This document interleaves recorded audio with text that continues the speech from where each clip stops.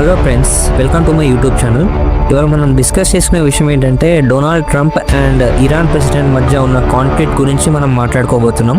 Donald Trump ని ఉద్దేశించి Iran president ఒక స్టేట్మెంట్ పాస్ చేశారు. అదేంటంటే మీరేం చేసినా మేము భయపడేది లేదు. అసలు ఈ ఇరాన్ ప్రెసిడెంట్ ట్రంప్ ని ఉద్దేశించి ఇలాంటి స్టేట్మెంట్ ఎందుకు పాస్ చేశారు, దాని గురించి మన వీడియోలో ఇవాళ డీటెయిల్ గా డిస్కస్ చేసుకుందాం. డొనాల్డ్ ట్రంప్ అధికారంలో వచ్చాక ఇరాన్ తో ఒప్పందానికి నేను సిద్ధం, పీస్ డీల్ అంటే ఇరాన్ న్యూక్లియర్ వెపన్స్ తయారు చేయకూడదు, Iran should never make nuclear weapons అంటే శాశ్వతంగా అణ్వాయుధాలు తయారు చేయడం అనే ఆలోచన మానుకోవాలి అని డొనాల్డ్ ట్రంప్ వార్నింగ్ ఇచ్చారు. లేకపోతే మిలిటరీ ఆర్మీతో ఇరాన్ మీద అటాక్ చేపిస్తాం, ఈ రెండిట్లో ఏదైనా దేనికైనా రెడీ అని ట్రంప్ అన్నారు. డొనాల్డ్ ట్రంప్ అన్న మాటలకి ఇరాన్ కు చాలా కోపం వచ్చింది. ఇరాన్ ప్రెసిడెంట్ అన్న మాటలు ఏంటంటే, ఇలా కండిషన్స్ అన్ని పెడితే do what the hell you want to do, నువ్వేం చేసుకుంటావో చేసుకో అని అన్నారు. ఇక డైరెక్ట్ గా ఇరాన్ ప్రెసిడెంటే కాదు, ఈ సుప్రీం లీడ్ ఆయతోలా కమాండ్ కూడా అదే అన్నారు. ఇలా ఎలా పడితే అలా కండిషన్స్ పెట్టి మేము ఎవరితోనూ చర్చలు జరిపే ప్రసక్తే లేదు అని ఇరాన్ ప్రెసిడెంట్ క్లియర్ గా చెప్పారు. అండ్ వాళ్ళు నెగోషియేషన్ కు వచ్చే ప్రసక్తే లేదని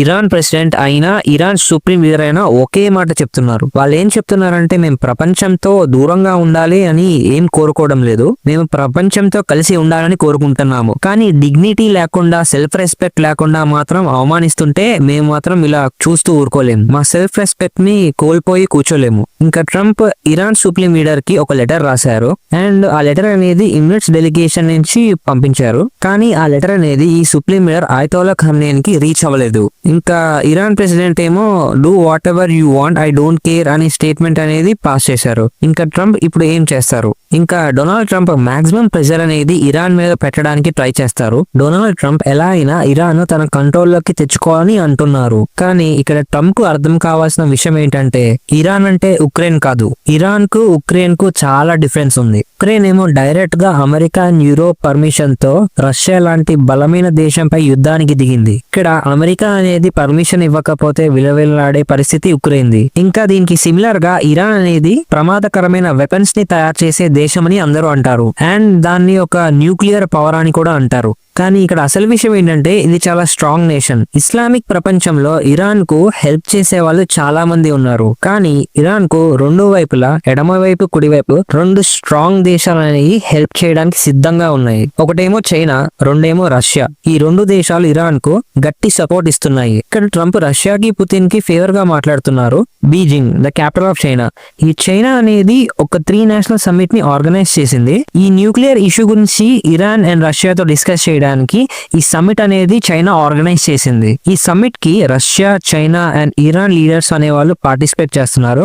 ఇంకా ఇరాన్ క్లియర్ గా ఒక మాట చెప్తుంది, మీరు కంటిన్యూస్ గా మమ్మల్ని ఇన్సల్ట్ చేస్తానే ఉన్నారు అండ్ ఇట్లా మీ మీద ఎదురు తిరగడం తప్పేం కాదు, మీరు కనుక మమ్మల్ని ఇన్వైట్ చేయడానికి రెస్పెక్ట్ తో పిలిస్తే వీఆర్ రెడీ టు నెగోషియేట్. అసలు ఇరాన్ ఒకప్పుడు అమెరికాతో 2015లో అమెరికా ప్రెసిడెంట్ గా బరాక్ ఒబామా ఉన్న సమయంలో ఒప్పందం చేసుకుంది. అదేంటంటే ఇరాన్ న్యూక్లియర్ డీల్ ని సైన్ చేశారు. అదేంటంటే ఇది ఓన్లీ యుఎస్ కి, ఇరాన్ కి మాత్రమే కాదు, ఈ అగ్రిమెంట్ అనేది P5 నేషన్స్ తో కూడా కుదిరింది. ఈ P5 నేషన్స్ ఏంటంటే France, UK, Russia, US and China. And ఈ నేషన్స్ అనేది the permanent members of United Nations Security Council కిందకి వస్తాయి. కానీ 2018లో ట్రంప్ అధికారంలో వచ్చిన తర్వాత మేము ఈ అగ్రిమెంట్ కి కట్టుబడి ఉన్నామని ఇరాన్ చెప్తున్నా, అసలు ఇరాన్ తో ఈ అగ్రిమెంట్ అనేది ఏంటి అని ఆ డీల్ ని క్యాన్సిల్ చేశారు. డొనాల్డ్ ట్రంప్ ఈ అగ్రిమెంట్ ని రద్దు చేశారు. అప్పుడేమో ఏకపక్షంగా రద్దు చేశారు, ఇప్పుడేమో ఒప్పందం అంటున్నారు. మరి ఇరాన్ వాళ్ళు వీళ్ళని ఎలా నమ్ముతారు?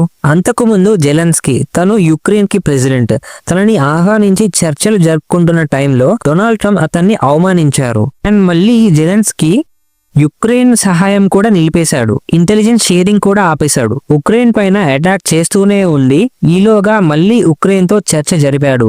మళ్ళీ డొనాల్డ్ ట్రంప్ 30 రోజులకు సీజ్ ఫైర్ కు సపోర్ట్ అన్నారు. ఇలా ఉక్రెయిన్ విషయంలో చాలా సార్లు మారాడు. అండ్ కెనడా, మెక్సికోల పైన కూడా ఇలానే చేశాడు. అండ్ జరిగిన ఇన్సిడెంట్స్ ప్రకారం ఇలాంటి అన్స్టేబుల్ పర్సన్ ను ఇరాన్ నమ్మడం కరెక్టా? సో డొనాల్డ్ ట్రంప్ ని నమ్మడం కరెక్ట్ కాదు కాబట్టి ఇరాన్ ఇలా స్టేట్మెంట్ అనేది పాస్ చేసింది. అండ్ ఇరాన్ ఇలా మాట్లాడుతుంటే ట్రంప్ రెస్పాన్స్ ఏంటో మనం చూడాలి. అండ్ మరిన్ని historical content and facts and trending news కోసం మన ఛానల్ ని సబ్స్క్రైబ్ చేయండి. అలాగే పక్కనే ఉన్న బెల్ ఐకాన్ ని ప్రెస్ చేయండి.